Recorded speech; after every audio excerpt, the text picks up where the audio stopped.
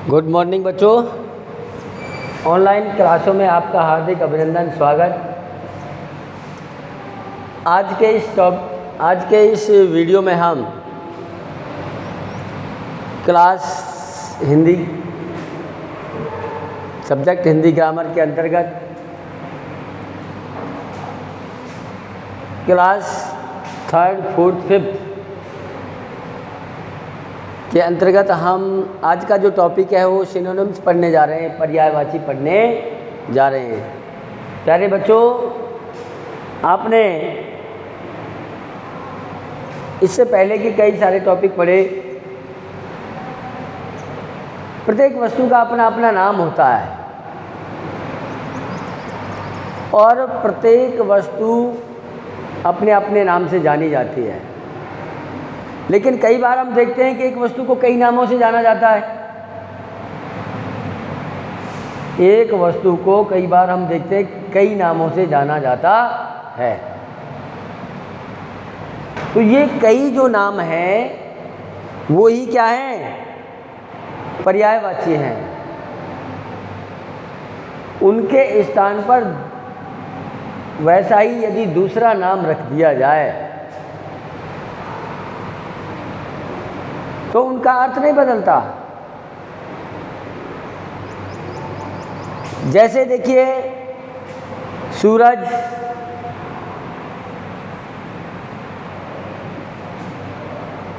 सूर्य, एक ही चीज के दो नाम हैं। तीसरा नाम भी दिनकर भी एक ही चीज का, इसी का है। तो इनके अलग अलग वाक्य बनाने पर, जैसे सूर्य पूर्व से निकलता है और यदि वाक्य यही ये हो कि सूरज पूर्व से निकलता है, तो इसके अर्थ में कोई परिवर्तन नहीं हुआ, क्योंकि सूरज और सूर्य एक ही समान अर्थ प्रकट करने वाले होते हैं। सूरज का भी वही अर्थ है और सूर्य का भी वही अर्थ है।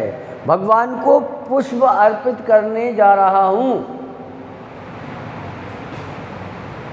यदि इसी सेंटेंस को इस तरह बोला जाए कि भगवान को फूल अर्पित करने जा रहा हूं, तो पुष्प और फूल समानार्थी होने के कारण उनके वाक्य में कोई परिवर्तन, उनके वाक्य के अर्थ में कोई परिवर्तन नहीं हुआ। भावार्थ ये है, समझने का भाव ये है कि इनमें लगभग अनेक नाम होने के कारण वो नाम समानार्थी होते हैं, समान अर्थ प्रकट करने वाले होते हैं। लेकिन मौके और अवसर के अनुसार उनका प्रयोग भाषा को सुंदर बनाता है। जैसा मौका हो, अवसर हो, उसी अनुसार उनका प्रयोग किया जाए तो फिर वो भाषा को और भी सुंदर बना देते हैं। तो सिनोनिम्स पर्यायवाची के परिचय के बाद आप इसकी डिफाइन देखिए, परिभाषा देखिए। पर्यायवाची की परिभाषा क्या हो सकती है कि भाषा के वे शब्द जो एक समान अर्थ प्रकट करते हैं। भाषा के वे शब्द जो एक समान अर्थ प्रकट करते हैं पर्यायवाची या समानार्थी शब्द कहलाते हैं। इनका दूसरा नाम भी है क्या? समानार्थी। इनका दूसरा नाम क्या है? समानार्थी है। तो प्यारे बच्चों, सिनोनिम्स आपको समझ आए होंगे। पर्यायवाची किसे कहते हैं ये बात आपको समझ आई होगी। पर्यायवाची वे शब्द हैं जो एक से अधिक नाम हैं, जो समान अर्थ रखते हैं और वाक्यों में प्रयोग करते समय उनका दूसरा यदि समानार्थी शब्द रख दिया जाए तो उसके अर्थ में कोई क्या नहीं होता? परिवर्तन नहीं होता। तो भाषा के वे शब्द जो एक समान अर्थ प्रकट करते हैं पर्यायवाची या समानार्थी शब्द कहलाते हैं। जैसे कि बतौर मैंने आपको लिख रखे हैं, सूरज, सूर्य, दिनकर, एक के ही तीन अर्थ हैं, समानार्थी अर्थ। फूल, पुष्प, कुसुम, ये भी फूल के ही समानार्थी हैं। तो इस तरह से भाषा को सुंदर बनाने के लिए, भाषा को सजाने के लिए, उसे अलंकृत करने के लिए मौके और अवसर के अनुसार नए नए समानार्थी शब्द वाक्य अंतर्गत प्रयुक्त किए जाते हैं। इसी कारण पर्यायवाचियों की सार्थकता भाषा के अंतर्गत है। तो कुछ महत्वपूर्ण पर्यायवाची मैंने आपको व्हाइट बोर्ड पर लिखने का प्रयास किया है। 1 2 3 4 5 6 7 8 9 इधर हैं और 9 ही इधर हैं। दोनों उसमें देख सकते हो, जैसे जल, पानी, नीर, अम्बु। जल के 3 पर्यायवाची, पानी, नीर, अम्बु। बादल के पर्यायवाची देखिए, जलद, नीरद, अम्बुद। कमल के पर्यायवाची देखिए, जलज, नीरज, अम्बुज। सागर के पर्यायवाची देखिए, जलधि, पयोधि, नीरधि। यहाँ ये 4 पर्यायवाची आपने जो पढ़े तो इनमें एक विशेषता आपको नज़र आई होगी, और वो विशेषता ये है कि यदि पानी के पर्यायवाचियों के, ध्यान देंगे बच्चों, यदि जल के पर्यायवाचियों के दय लगा दिया जाए तो उनका अर्थ बादल हो जाता है, और यदि जल के पर्यायवाचियों के जय लगा दिया जाए तो उनका अर्थ कमल हो जाता है, और यदि जल के पर्यायवाचियों के छोटी धी लगा दी जाए तो उनका अर्थ सागर हो जाता है। एक पर्यायवाची याद कर लो, केवल पानी के पर्यायवाची के दय लगा दिया तो अर्थ बादल हो गया, जय लगा दिया तो कमल हो गया, और यदि छोटी धी लगा दी तो उसका अर्थ क्या हो गया, सागर हो गया। तो प्यारे बच्चों, जैसे देखिए बादल के पर्यायवाची जलद, नीरज, अम्बुज। कमल के पर्यायवाची देखिए जलज, नीरज, अम्बुज। सागर के देखिए जलधि, पयोधि, नीरधि। इसके बाद देखिए चंद्रमा के, चांद के पर्यायवाची देखिए चंद्रमा, राकेश, सुधाकर। रात के देखिए निशा, यामिनी, रात्रि। पहाड़ के देखिए पर्वत, गिरि, भूधर। आँख के देखिए नयन, नेत्र, दृग।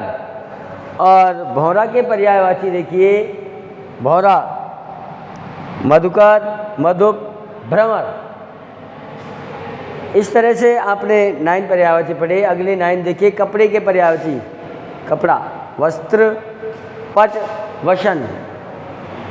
घोड़ा का देखिए अश्व, तुरंग, बाजी।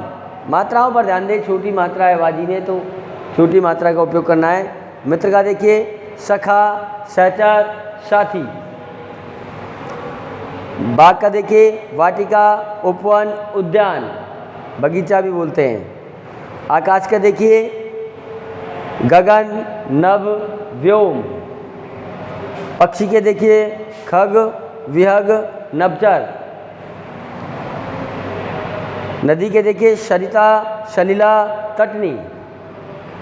धरती के देखिए पृथ्वी, भूमि। बेटा का देखिए पुत्र, सुत, लड़का। तो इस तरह से ये पर्यायवाची आपने पढ़े। पर्यायवाचियों में आपने देखा कि ये एक दूसरे के समानार्थी हैं, ये एक दूसरे के क्या हैं, समान अर्थ प्रकट करने वाले हैं। वाक्य में यदि जैसे उसके कपड़े बहुत सुंदर हैं, और यदि कपड़े की जगह वस्त्र लगा दिया जाए कि उसके वस्त्र बहुत सुंदर हैं, तो उस वाक्य के अर्थ में कोई क्या नहीं आएगा, परिवर्तन नहीं आएगा। तो प्यारे बच्चों, कुछ महत्वपूर्ण पर्यायवाची जो मैंने आपको बताए हैं उनमें एक तो ये ध्यान रखना है आपको, अधिकतर पर्यायवाचियों में छोटी कक्षाओं में एक से ये जो 4 मैंने बताए हैं, और इसका एक छोटा सा उदाहरण फार्मूला भी आपको बताया है कि यदि जल के पर्यायवाचियों के दय लगा दिया जाए तो उसका अर्थ क्या हो जाता है, बादल हो जाता है, और यदि जल के पर्यायवाचियों के जय लगा दिया जाए तो उनका अर्थ कमल हो जाता है, और यदि जल के पर्यायवाचियों के छोटी धी लगा दी जाए तो उसका अर्थ क्या हो जाता है, सागर हो जाता है। इनके अलावा मूल अर्थ वाले भी होते हैं, मैं ये नहीं कहता कि इनसे ही अर्थ सारे पर्यायवाची बनते हैं, लेकिन फिर भी ये एक शॉर्ट फार्मूला है, अच्छा फार्मूला है। तो इस तरह से प्यारे बच्चों, आज आपने सिनोनिम्स पढ़े, पर्यायवाची पढ़े, इनका दूसरा नाम क्या है? समानार्थी शब्द भी है। तो हमारी भाषा में बहुत सारे ऐसे सिनोनिम्स हैं, पर्यायवाची हैं, यानी बहुत सारी चीज़ें ऐसी हैं जो एक से अधिक नाम से भी जानी जाती हैं, एक से अधिक नाम से भी जानी जाती है। तो इसी तरह से ये जो पर्यायवाची हैं आपको अपनी नोटबुक में पहले टॉपिक डालना है, फिर डिफाइन डालनी है, और इसके बाद कुछ महत्वपूर्ण पर्यायवाची आपको अपनी नोटबुक में भी फेर में करने हैं। फेर वर्क के बतौर ये कार्य करना है, जिससे कि आगे आपको ये परीक्षा में काम आ सके। तो आज की वीडियो में सिर्फ इतना ही। आगे हम अगली वीडियो के साथ फिर हाजिर होंगे। तब तक के लिए धन्यवाद।